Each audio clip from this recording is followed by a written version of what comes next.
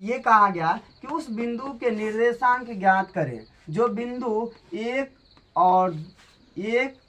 2 और 3, 4 को मिलाने वाले रेखाखंड 2:3 में जो आंतरिक विभाजन करती है, आंतरिकतः विभाजन करती है।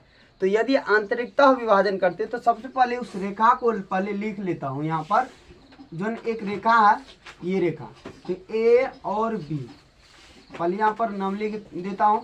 उसके बाद यहाँ पर जो आंतरिकतः मतलब अंदर में विभाजित, अंदर को बांटता है दो भाग में।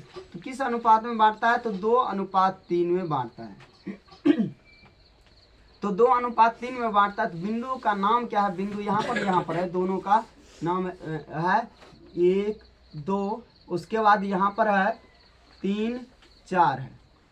इससे अब हमें निकालना है इस बिंदु का जो है ना, ये निकाल गया। हाँ, निर्देशांक बिंदु निर्देशांक ज्ञात करें, बिंदु निर्देशांक ज्ञात करें। इस बिंदु का निर्देशांक ज्ञात करना है। तो इस बिंदु का निर्देशांक ज्ञात करने के लिए हमें क्या करना पड़ता है? यदि अंदर वाला बिंदु निकाला जाता है, इसके लिए क्या करते हैं? तो प्लस का प्रयोग लेते हैं। जैसे हुआ विभाजन सूत्र, तो विभाजन सूत्र जो ना होता है वो पहले लिख लेता हूँ। यहाँ पर हो जाता है m1x2 फिर प्लस m2x1 बटा जो ना m1 प्लस m2।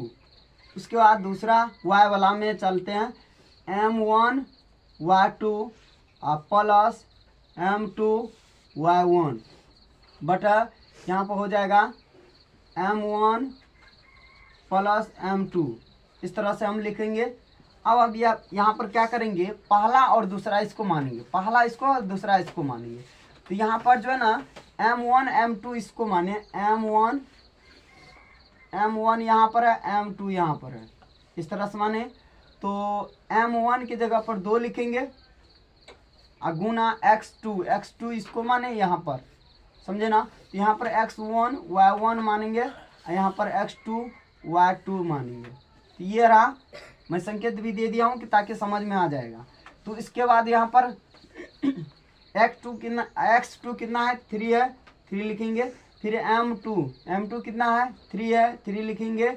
x1 कितना है? x1 है 1 ही है, 1 लिखेंगे। और नीचे में m1 m2 दोनों को जोड़ देंगे, 2 और 3 को।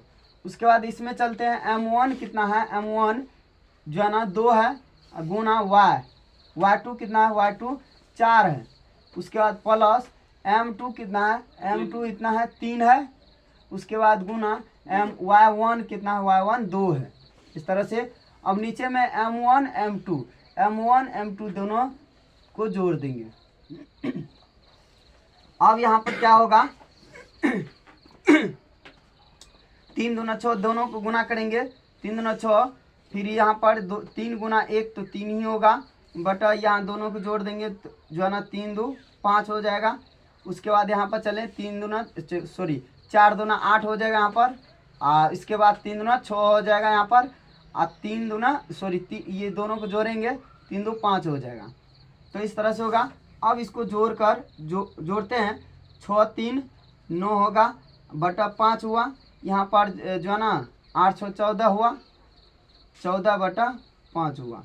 तो ये रहा ये बिंदु। इस बिंदु को हम सी कह सकते हैं, सी बिंदु। तो ये बिंदु निकल चुका है, इसमें कोई डाउट नहीं रहा। यदि डाउट रहेगा तो आप जो है ना पूछ सकते हैं सवाल।